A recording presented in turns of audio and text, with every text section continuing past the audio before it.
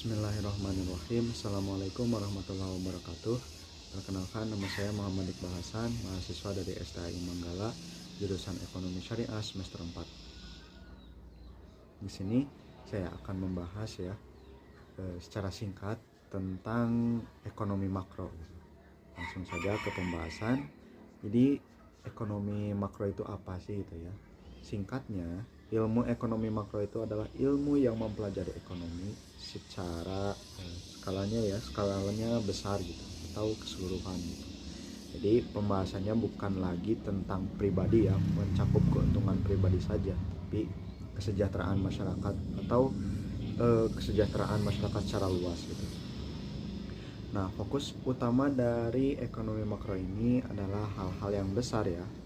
Seperti tadi, yaitu seperti pertumbuhan ekonomi negara, kenaikan harga barang atau inflasi ya, masalah pengangguran, dan masalah-masalah luas lainnya gitu.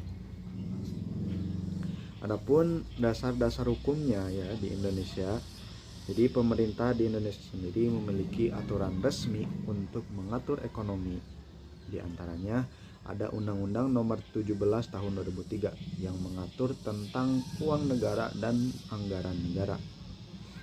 Lalu ada Undang-Undang Nomor 3 Tahun 2004 gitu, mengatur tugas Bank Indonesia ya dalam mengatur atau mengelola peredaran uang gitu.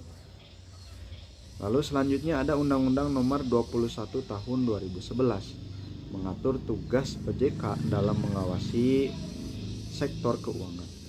Lalu ada Undang-Undang Nomor 9 Tahun 2016 di mana yang membahas tentang cara pemerintah menangani jika terjadi krisis ekonomi gitu ya. Lalu selanjutnya ada tujuan ekonomi makro gitu ya. Tujuannya sendiri ada beberapa gitu. Salah satunya adalah meningkatkan pendapatan negara agar lebih baik dari negara lain gitu. Jadi ekonomi negara kita itu mampu bersaing ya dengan negara yang ekonominya sudah besar seperti Amerika, Rusia dan lain-lainnya. Jadi mampu bersaing lah. Lalu selanjutnya menciptakan lebih banyak lapangan pekerjaan agar kemiskinan berkurang. Misalnya mengadakan pelatihan seperti itu. Jadi sehingga kalau pengangguran sedikit, otomatis negara juga mendapat pemasukan dari pajak orang yang sudah bekerja gitu. Lalu selanjutnya ada menjaga agar harga barang tetap stabil. Ini kasusnya inflasi ya. Jadi agar harga barang itu tidak membuat masyarakat panik gitu, tidak naik secara besar-besaran ya tiba-tiba gitu, lalu terus menerus. Jadi peran pemerintah itu di situ gitu untuk mengendalikan laju inflasi gitu atau laju harga barang lah, terutama harga barang-barang pokok gitu.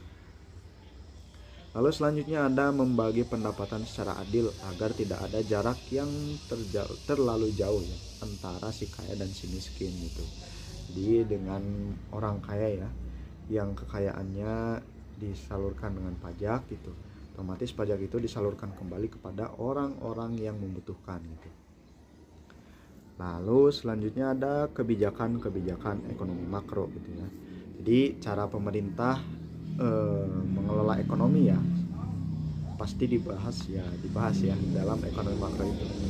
Salah satu instrumennya seperti kebijakan fiskal gitu ya, mengatur pajak dan belanja pemerintah. Jadi mengatur pajak, pengelolaan pajak ya serta pembelanjaan pemerintah gitu. Lalu selanjutnya ada kebijakan moneter, yaitu mengatur uang yang beredar dan suku bunga melalui Bank Indonesia ya.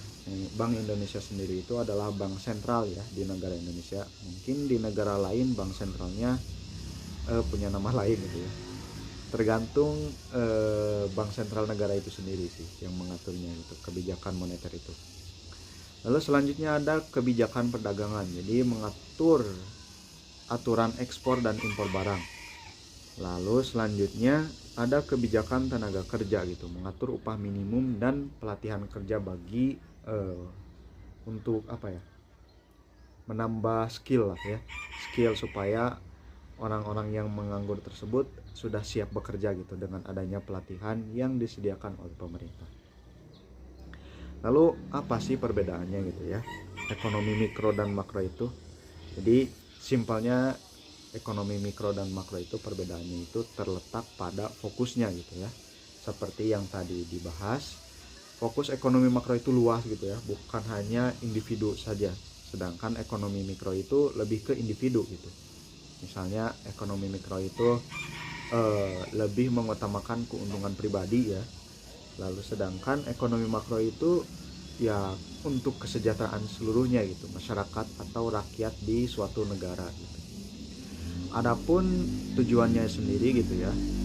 Untuk mikro sendiri, ekonomi mikro, jadi tujuannya itu untuk mencari cara ya agar bisnis yang kita jalankan ya, atau sektor rumah tangga atau sektor perusahaan itu mendapatkan keuntungan secara maksimal.